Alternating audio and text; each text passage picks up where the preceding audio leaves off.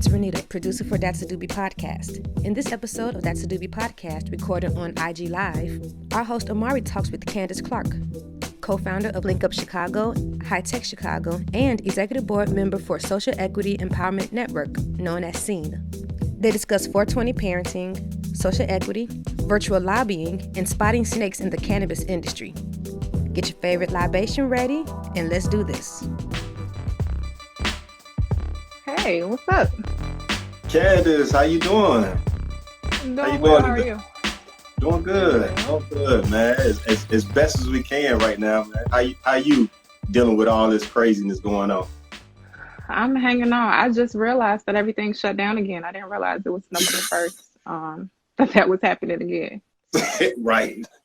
We back in it, right? We thought Right at back some where we point we started. was gonna get out of this, but we right back at the beginning stage. I feel like. That's how it feels. We got to keep it pushing though. How your family adjusted well to it? I wouldn't say it was too bad. My kids are really active, and Okay. we from the South, so we already used to being outside and running around and being free. So, Yeah. honestly, when the pandemic started, that's what we did. We went down south. That's a good move, man. We went we love West. We went to we love mountains and warm weather. So we went out west for about a week and a half to Vegas. So we got a sister that lives out there. Yeah, so man, just to get outdoors was like, man, that was like great, like the greatest thing in the world, just to get outside and do something because we felt so amazing. trapped in. Yeah, it's definitely something I'm not going to be taking for granted again. No, not at all. Not at all. Hopefully next year, once this weather get back to some decent point, we could get out. I'm hoping. I'm really hoping so. All right, so you ready to jump into this? Yeah, let's get started. Things first. I want you to get into who you are and your businesses. Pub them. Yeah, definitely. So I'm Candace Clark. I'm the founder and CEO of High Tech Consulting. We do a lot of work with advocacy organizations and nonprofits in the cannabis space just to amplify their messages, get them into the habit of collaborating together using tech tools and things like that. So one of the things that has come from that is our project called Link Up. Link Up is going to be a platform where all of these organizations can connect and collaborate, share resources, not only for business operations on the back end, but also getting that content out to their followers as well. So. Okay. All right. Hey, one thing I want to shout out. I saw that you went to Tuskegee. Yeah, TU, TU, so that I had to throw on to support Black colleges. Yes, I'm an HBCU alum too. I went to Norfolk State, so we got that in common. Yeah, so you know how they get down. Unfortunately, homecoming was canceled this year. I know. My whole family went to Tuskegee though. My husband, that's where I met him. His little sister went there. His mom and dad, met there. So it's definitely a family in the family bloodline over here. Yeah. Okay. Yeah. So my brother went to Grambling. I went to Norfolk State. I got other cousins that went to other HBCUs, Jackson State, Alcorn State. So yeah, we deep in it. So for sure. All right, Nita. She say ANIU. Nah, we ain't talking about those yet. We ain't talking about PWIs. We on HBCU love right now. All right, so I know that you are a 420 parent advocate. So how does, one parallel that we have, I have a wife and 3 kids, you have a husband and 3 kids. So how do you use, fun question, how do you use cannabis to balance it all with your businesses and family life? With everything being so hectic, I know you can relate having 3 kids. It's always something going on. You just need that time to come back to center, just to reflect. Me and my husband will, smoke in the morning just to kind of get started, get ready for the day, have our little parent meeting before we go out and tackle the class. Because, that's really what it is right now. It's a lot, like with COVID and just having to be everything. You got to be the teacher, you got to be the custodian, you got to be the parent, and you got to run your business. So it's just a lot. I really think it helps with focusing, and just maintaining a calmness. Yeah. And just, being able to stay grounded. Yeah. So you work primarily from home, so you're in the house all day? Yes, all day. So I see why you need to get this the way. And I feel like we tried to find a balance, and like I said, it's just tough because we have really active kids, they're really creative. They want to get outside. They're like, why can't we go outside? Why can't we go to the movies? Why can't we do this and that? And it's a lot to deal with. So I definitely think that it helps with us staying calm and finding creative ways, to interact with them. Yeah. And in turn, it helps them in, being able to express themselves still. So. Okay. Yeah, I find the same thing, with when I come home from work, sometimes you come with just a heavy, just kind of burden on you.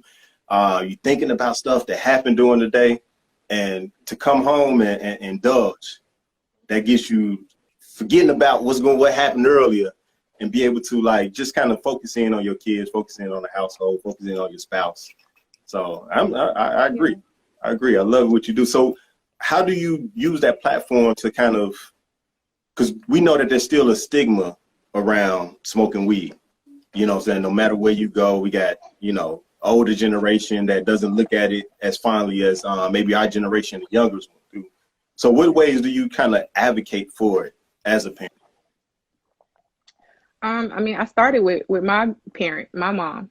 Okay. Being from the South, it's not something that she really ever, came into contact with. And I just really kind of recommended it to her. I just try to be an example and share it with people. As a parent, you definitely have to be careful around the stigma with that, especially with like healthcare, and then they'll get child protective services involved. I've seen all types of things stem from cannabis use as a parent, and that was one of the things that really made me want to speak up about it. I actually worked on a project with Chicago NORML this past April, and John Day Scott had an entire, presentation around pregnancy and cannabis. And even when we were working on that project, you hear different comments, even from people in the industry, and you're looking like this is just another lane that we still have a lot of work to do in. Absolutely. So we, Doobie Room, we had some community engagement events, and one of them was about kind of making it seem a bit more normal in the household, trying to make that parallel between drinking a beer or, drinking a glass of wine, especially in Illinois with it, being legal recreational wise. So we did talk about that, but that it doesn't, even though we had the panels, we still have that stigma. You still have those people that look at it and think that you're just a stoner and you can't get anything done.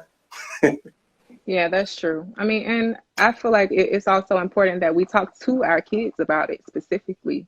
With them growing up in a recreationally legal state, it's something that they're going to come across, whether it was legal or not, they were probably going to come across it in some way. So I try to approach parenting just in general with that. Like, let's talk about it here so that when you go outside and you're on your path and your journey, it's not something that's intriguing you because you don't know anything about it, Yeah. It's something that you've seen and it's normalized within your home. So once you do that, I feel like that's how, as a whole, we continue to change that stigma. Yeah, we had at one of the panels, I explained how we approached it with our children. What's the way that you approached it with your children? Well, with us working from home, they see us on different calls and they see us talking to people. Yeah. So they'll be like, who is that? They'll be like, what's Chicago NORML, mommy? What's S.E.E.N? What do they do?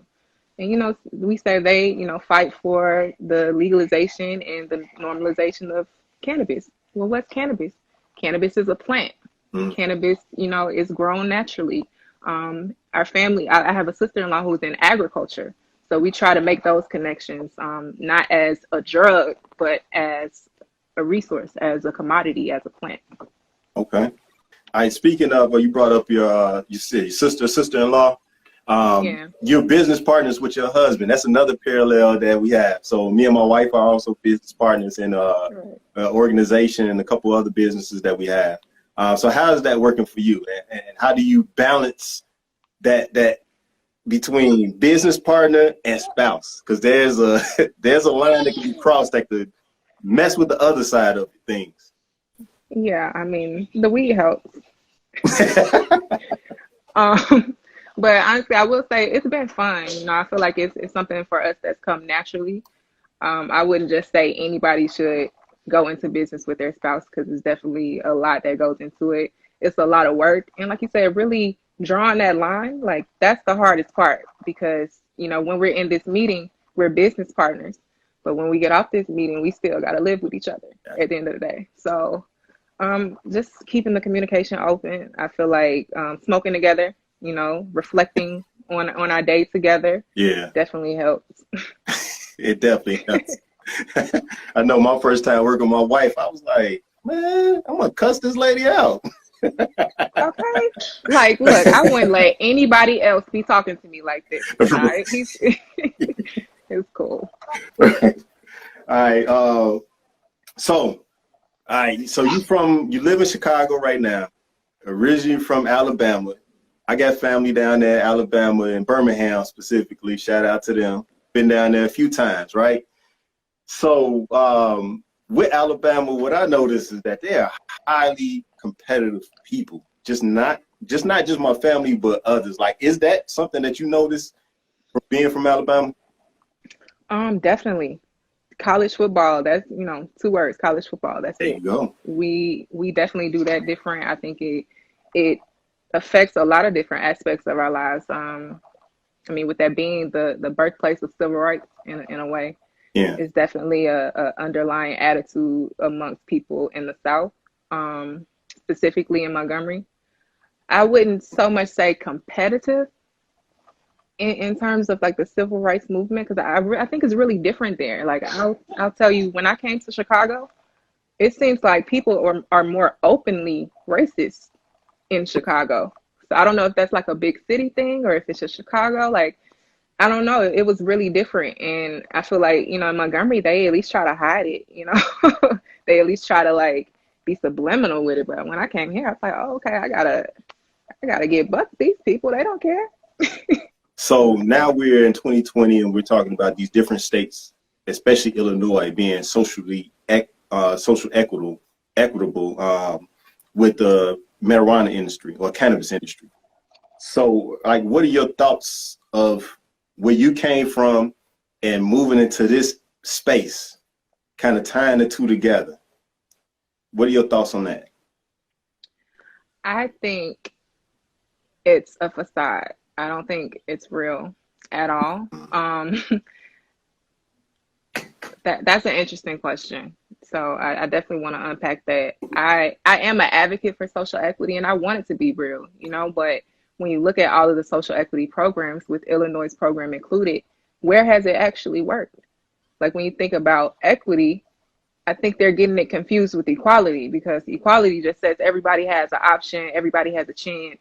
We're going to make sure that it's, you know, available to everyone. But when you talk about equity, you have, like, how do you quantify the effects of the so-called war on drugs that's affected all of these different communities directly? How do you quantify and account for that? Because that's what equity is.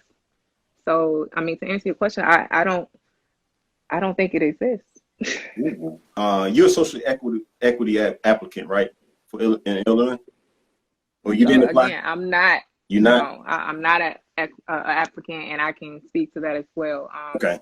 When we first heard about the program, my husband and I mean, we got excited. Like, he's been a part of the legacy industry. We were like, okay, now's our time to kind of jump in and, you know, hit the ground running. Like, this is Illinois. We're right here. Let's get started. So we started going to the meetings.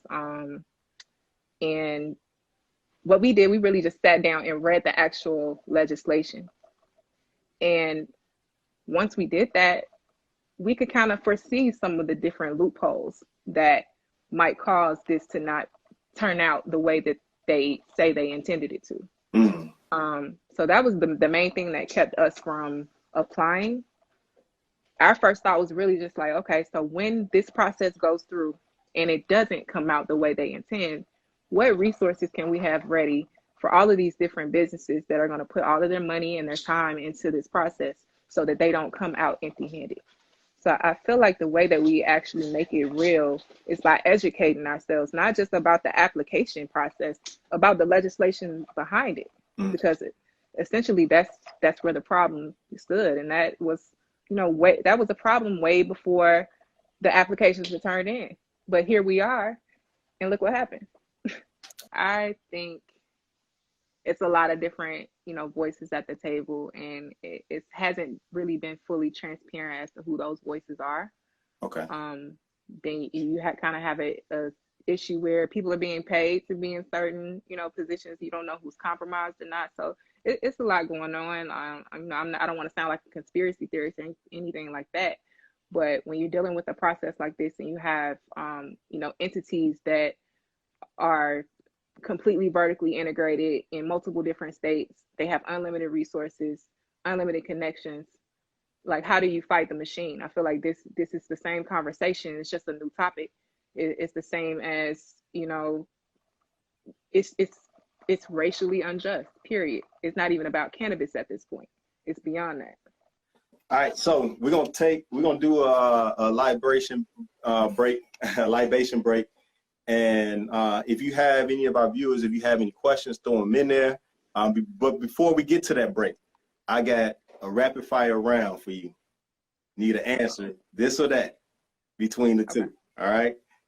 So first question: vape or smoke? Smoke. There's something about that flower, ain't it? Yeah, it's just something about it. It's different. All right, so I'm glad you said that. So smoke either in a bowl, a hitter, bong, or roll.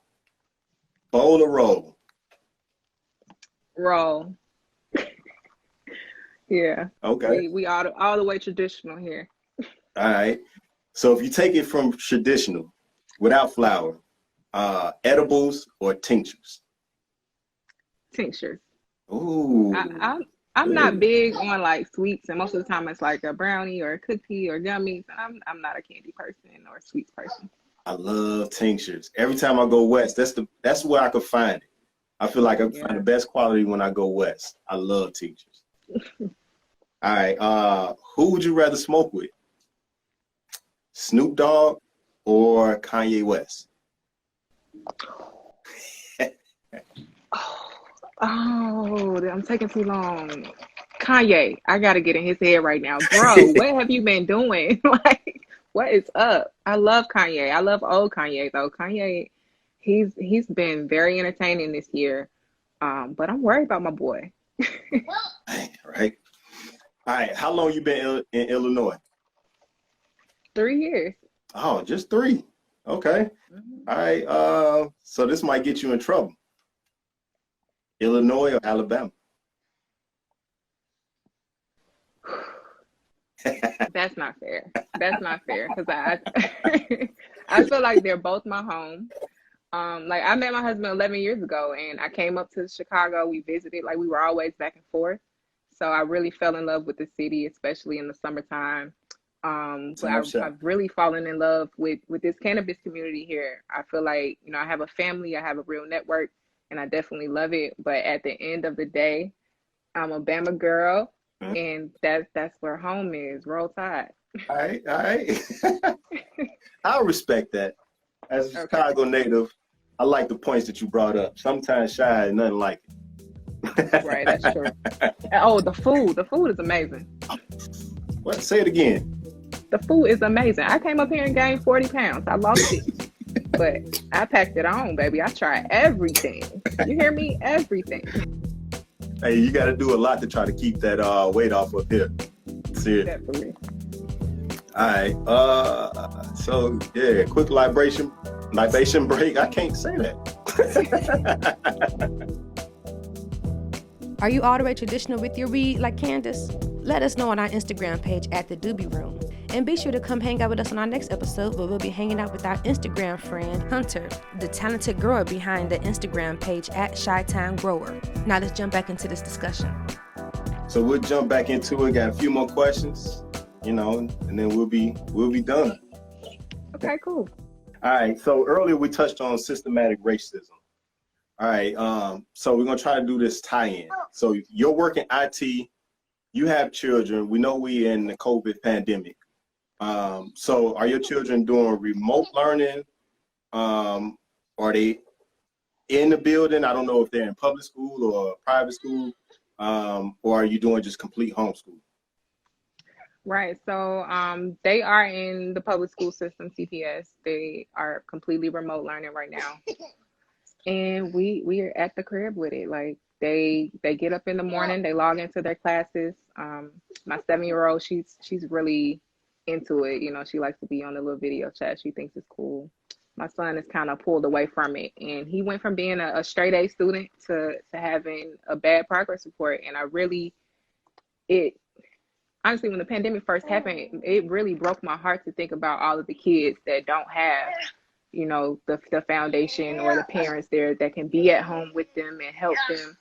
You have some kids that are dealing with unimaginable circumstances in their home, and sometimes school was really the only way for them to get away. And I feel bad because I feel like a lot of kids might fall through the cracks. Do you, with your IT work, do you see a difference between students and CPS, you know, which is majority Black students, versus some other community? It's a major difference. I don't think it's too much the technology, because kids, you know, they have their devices and things like that.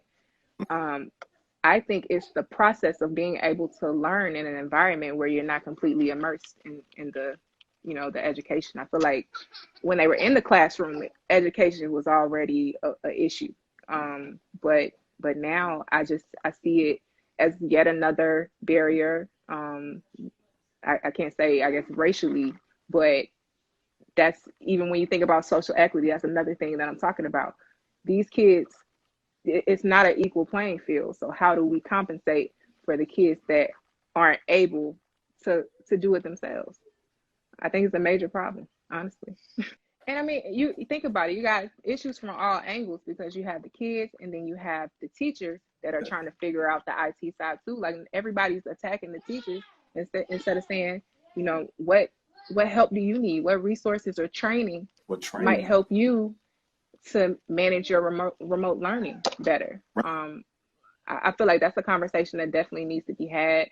And you know, I've actually thought about reaching out to the school and saying, hey, like, if you need like a quick remote learning training workshop on Google Classrooms, I got you. Because I mean, I feel like that's what we need to be doing. If you have that knowledge, we need to spread it, because like I said, people are going to fall through the cracks. We're going to lose our teachers, and it's going to be a yet another issue. Yeah, especially not knowing how long we're going to be in this situation.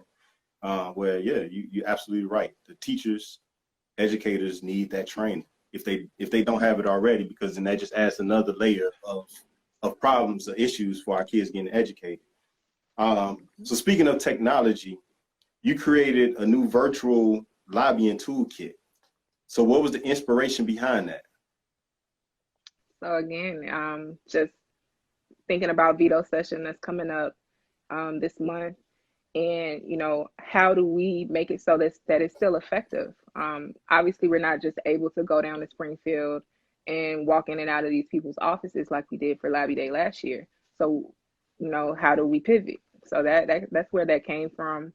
I saw a document from, I think it was the Minority Cannabis Business Association, where they were putting together a Lobby Day, like an actual in-person Lobby Day kit. And then I was reading through and I was like, some of this stuff isn't going to work. So I definitely pulled from that, and I was able to turn it into a process that should work online. And it's not just for Lobby Day, because I feel like that's another misconception, is that, you know, one day a year or a few days a year, you just go down here and tell them what you want, and then they go do something about it. And that's not the case at all. Yeah. So I feel like this will actually open it up to be more of an ongoing process, so we can have real dialogue and get to a solution. Okay. So who was it intended for? Who would you specifically target with this? Yeah, it's intended for, you know, anyone who has a political issue, but specifically around the cannabis industry. There's so many social equity applicants that were a part of this process, and their grievances need to be heard, like not from a group, but each individual story, because we need to quantify this for them.